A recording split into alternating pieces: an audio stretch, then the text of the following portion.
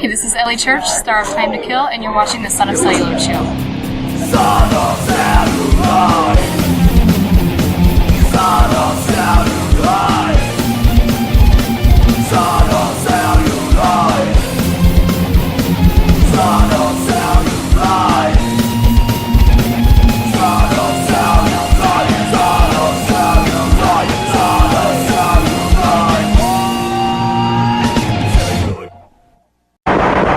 Hey there, cellmates. The Son of Celluloid, Nathan Hamilton, sweating my balls off in Cave City, Kentucky.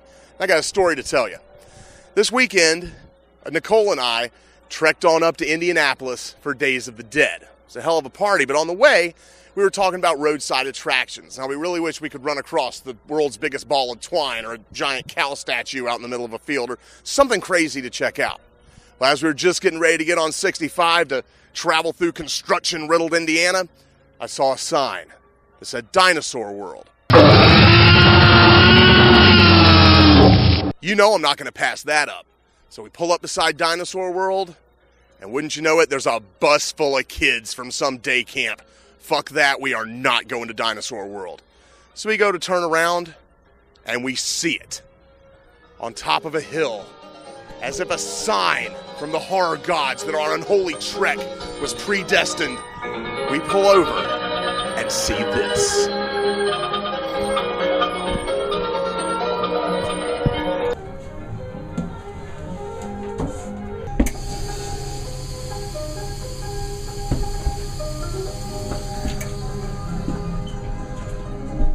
The haunted hotel looms in the distance, and you know we had to check it out.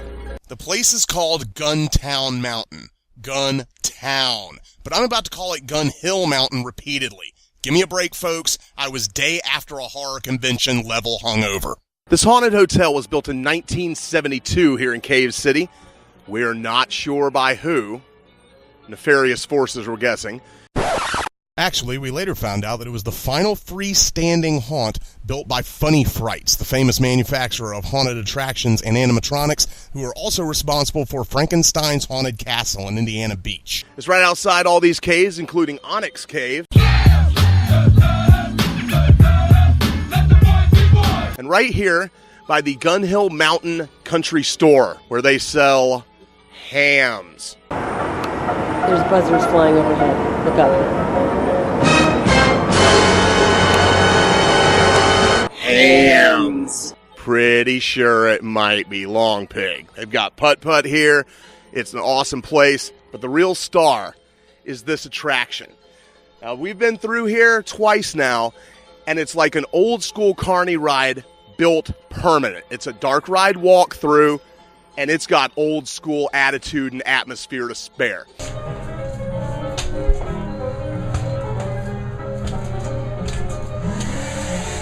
I'll do like a freeze frame and say, actually, this is blah, blah, blah, blah, blah on a scroll. Man, I just saw that mask and that flipped me out. I am here with Rachel. Rachel just experienced the haunted hotel. How was that for you? I didn't even make it halfway through. Didn't even make it halfway through. Just couldn't handle it, huh? No. Scares coming too fast and furious for you? Ladies and gentlemen, that is the power of the haunted hotel on Gun Hill Mountain.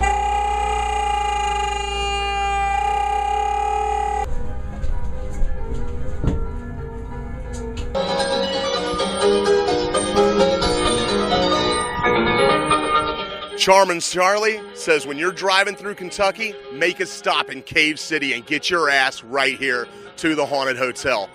Gun Hill Mountain, it's straight up Captain Spaulding. That was so badass! Satan! From the old school dark ride to the hams. Hams! Are they delicious pork? Or are they those poor unfortunate souls who never made it out of the haunted hotel? This place is amazing, so definitely stop by. I'm going to put the address right down there, and we're going to see you soon right here. It's people. His interviews come from the darkest pits of hell. One other Cenobite question was, I've heard you allude to a Cenobite Rap in an interview before. Yeah, we used Tell me about that. We used to joke when we were sitting for endless hours in the makeup chairs that it would be really cool if because rap was only really just starting in the 80s, really cool if we were to start a band. And Doug, I think, came up with the idea of doing the Cenobite Rap. We have such sites to show you. It would have been fun. I had a friend recently of my brother's who was a top record producer, right. And I was trying to sell him the idea as well that we could sell something we could do, for Halloween or something. Who was the best rapper amongst you?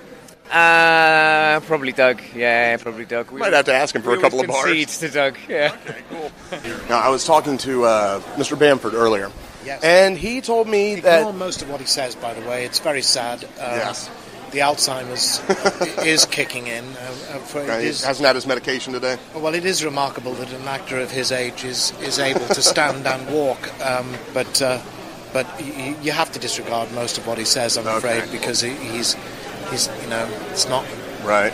The grey matter is not what it used to be. Well, I'm hoping this one thing is true. He mentioned that you guys at one point were playing around with a Cenobite Rap. Oh, Cenobite Rap, yeah. Well, that was just, we spent an awful lot of hours. This was on Hellraiser. We spent an awful lot of hours sitting in our den way in the back, the makeup room, sitting around in our makeup and costume, wasting hours, lots of hours to kill. We did improvise the Cenobite Rap, which was based around Pinhead's line, "We want the man who did this." Nice. We want the man, we want the man, the man, we want the man, etc. So it's a good thing, I think, that nobody will ever hear it, but we enjoyed it. He actually did say you were the best rapper of the group. So. By far, yes. Now, and now it's time for Great Horror Quotes With Joe's mom. This episode, Henry, Portrait of a Serial Killer. Fuck the Bears. This has been Great Horror Quotes With Joe's mom. Hey there, cellmates. Welcome to this episode's Indie Horror Spotlight. Actually, it's kind of a misnomer this time because what I'm about to tell you about is not really a horror movie. Technically, it's kind of not even really a movie. See, back at Days of the Dead in Atlanta, Fred Vogel, when we did our interview, told me one of the most interesting stories I have ever heard about acquiring a DVD. He's going to be telling that story August 4th on my show Horror Business on the From Dusk Till Con network, so make sure you're there to check that out. Fast forward to Days of the Dead Indianapolis, I finally saw it. It was about 4 a.m. on Sunday morning, and everyone, as you can imagine, was wasted. All of us debauchers Hellraisers out on the smoking deck decided to go take over the screening room. And Fred popped in that DVD. I spent the next roughly hour and 20 minutes alternating between staring slack-jawed at the screen and laughing hysterically. By 5 a.m., the place was packed. There was a handful of us at the beginning, but everyone in the lobby heard us hooping and hollering and laughing and had to come check it out. And everyone afterwards immediately went to their rooms and got on their computers or got out their phones and did their little thing on their fancy handheld devices and ordered it. Because we had all been exposed to the Crazy Dave tape. That's right, folks, the Crazy Dave tape.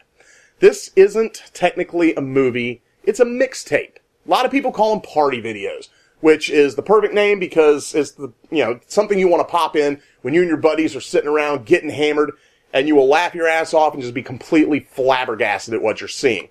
It's a mind-blowing montage of bizarre porn, gore scenes from horror movies, weird pop culture stuff, and it's everything you can possibly imagine. There's really two things that make it special. Number one is the variety and just sheer bizarreness of the clips. I don't know where they found some of this stuff. You'll immediately recognize some of it, but some of it's just so out there that you gotta wonder, how does anyone acquire this stuff? Secondly is the quality of the editing. It's kind of weird to think about the quality of how a movie is edited when you're watching Tom Hanks pissing in a girl's asshole, and then the next second it cuts to an adorable little hamster driving a speedboat. I mean, it's weird. But the idea of dialectic montage, that whole theory from film school, really kind of works with the Crazy Dave tape. Sir J. Eisenstein would actually be proud of these nutty bastards. You need to see the Crazy Dave tape, folks. You can go to crazydavetape.com. I'm going to put that URL right down there, and you can order it. What we watched at the Days of the Dead convention was Volume 2. There's actually 3 volumes of it, in addition to other things they've got on the site, and you can get the entire trilogy for $25. It is the best $25 you will ever spend. This is the gift that keeps on giving. Everyone will thank you profusely from the bottom of their hearts for exposing them to the Crazy Dave tape, as long as your friends aren't weak of heart and weak of stomach. So, the Crazy Dave tape, folks, go get it, order yourselves a copy, and support independent horror support independent, I don't know, whatever the hell the Crazy Dave tape is, support it, damn it!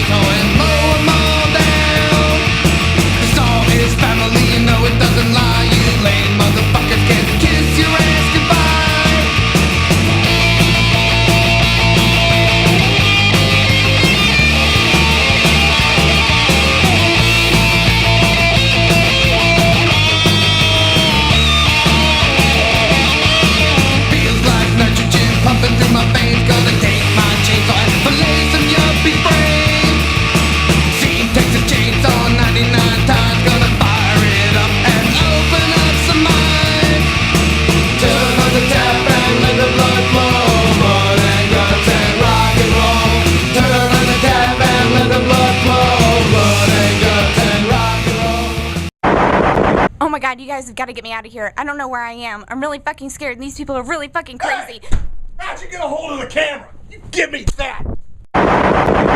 His interviews come from the darkest pits of hell. Monsters from the movie screen horror he knows so well. The champion of horror, the master of gore. Wait till you see the terror he has in store. Son of Celluloid.